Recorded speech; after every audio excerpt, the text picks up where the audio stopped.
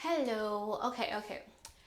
Hi. So I just want to talk to you all about something, a strategy that could help you um, in your walk with life, and it has to do with problems in a way.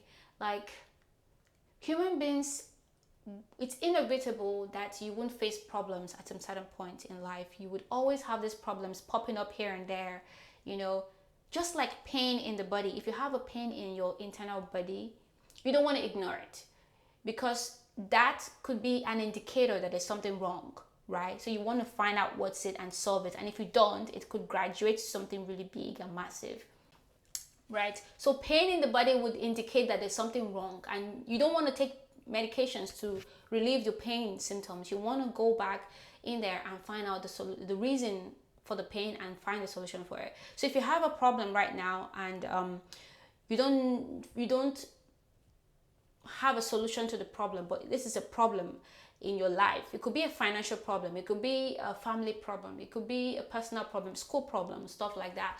Um, and the problem is so overwhelming. The problem is indicating that a solution is needed for you to move forward, right? So you can't go forward without solving the problem. Well, there's some problems that you can definitely overlook, and there's some problems that you just cannot overlook. Some problems will just be so overwhelming, it will take the whole of your time, it will make you feel so lost, or um, it would require the help of others, or it would make you want to walk away and give up, right? Some problems have different magnitudes and you respond to them depending on how important they are. And if you can do away with it, I don't think it's that much important, right? So there are different problems in life, and some problems ultimately need God's help. Like you need God to help you with them. But all in all, humans everywhere encounter different kind of problems, and it's a common thing. It's not a bad thing. Problem in itself is not a bad thing.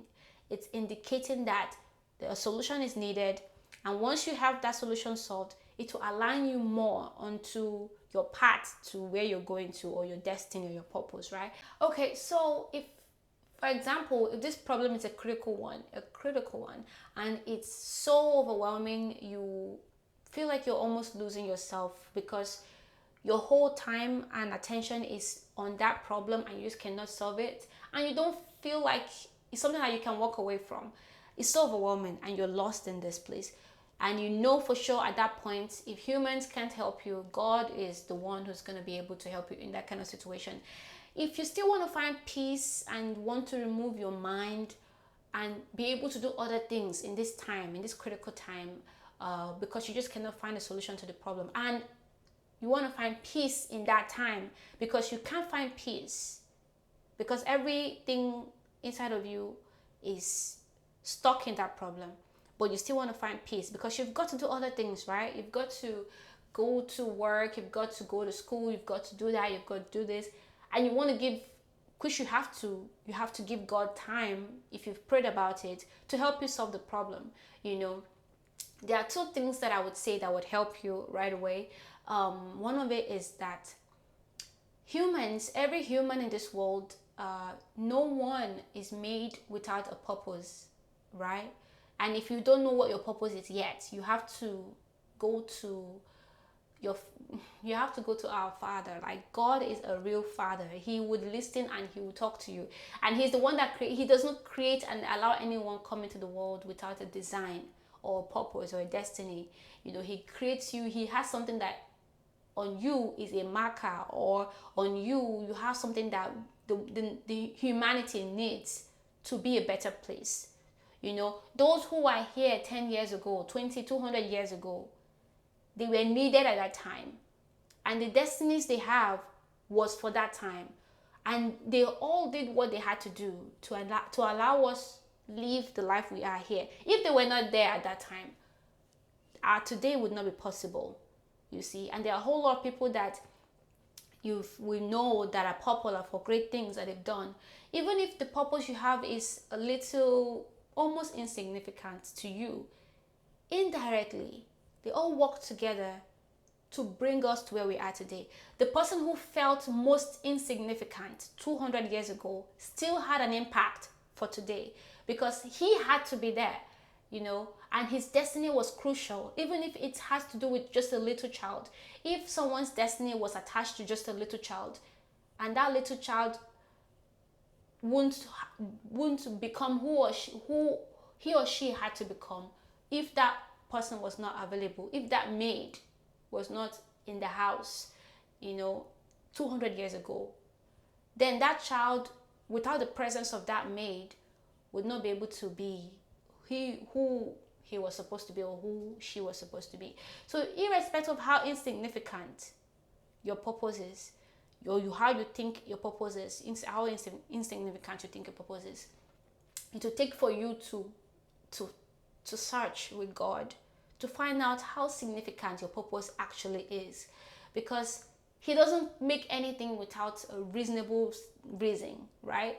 So everyone is very important. If you remove a single person from the world right now and it wasn't a planned thing, then God will have to look for an alternative to find who would take that place to make that purpose come to pass, because every single person is very important, right? And they carry an important. So your destiny is very important. So no matter how extreme your problem is, right, your purpose and destiny that you've been given as a human being should outweigh or have more weight. You should have more weight compared to your problem. And from experience as a human being, you know that you've had previous problems in the past, some that you've solved, some that have not been solved. So you know you're going to have more in the future, but you're currently here with the current problem you have, and you're looking for an escape so that you can be productive with other things in life, right? So you have to, one, go back to, if you're a Christian and you already know what your purpose is, who you are, go back to that wherever you started, right? If you wrote your purpose out, you are like, this is what I know God has revealed to me I'm meant to do, or I know I'm meant to be in this area because it's my destiny, and you're so passionate about it, and you have so much zeal for it. Then go back to where you've written those things out. You probably must have written a whole lot as it relates to you and your purpose. Go back to that book or wherever you've stored it. Go over it, read it, and when you're doing that, you will find strength. And because your purpose, you should find some reignite, like you'll be reignited with this passion and zeal, and you want to do something, because if your purpose is indeed your purpose and you've discovered it, it will be able to give you the strength and the passion and the zeal that would outweigh the current problem you have. It will be able to give you the passion and zeal that would make the problem you have small, because no problem should be able to be more in magnitude or in weight, more weighty, shouldn't be more extreme, or how would I put it? Because you should be able to escape. If you refocus your mind to your purpose, and you want to, because of based off of a problem, you're looking for an escape, you want some peace, you don't know how to let go of the problem, or you want to walk away, or it's just tearing you down, pray about it, talk to God about it, and let it go. Give God some time to solve it. If you still find that your mind is attached to it and you can't remove your mind from it, go back to your purpose. Like, find out why you're here and try to do something with your purpose. If it's to write a name, give a name to your vision. Find out steps in which your vision can be implemented. Look for who shares the same vision with you, so that you can partner with them to make your purpose and dream come alive. Buy that instrument because it's instrumental to your purpose. Learn how to do it. Go to that class, because without going to that class, you won't be able to become who you're meant to become. Just do something with your purpose. It will give you the passion and the power and the strength you need to be able to escape the pain or the suffering or the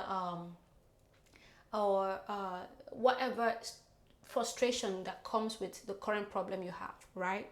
So that's something that's going to help you going back to your purpose and giving God time to take care of the current problem you have, because he's more than able to take care of any problem that it is that you have. And then there's another second thing that you have to realize in this time. You've had problems in the past, could be similar to what you're currently facing or totally different, right?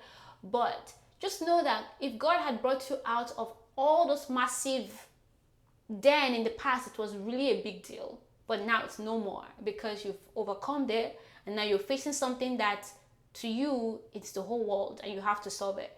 So just know that God has brought you out of all of those problems in the past. This is nothing. There would never be a problem that would be beyond God, right? So just remember in the past that you've come out of a whole lot of problem should be able to give you the strength to push through currently. And there's a pastor that says, what God cannot do does not exist. What God cannot do does not exist. What God cannot do, what God cannot solve, what God cannot fix does not exist.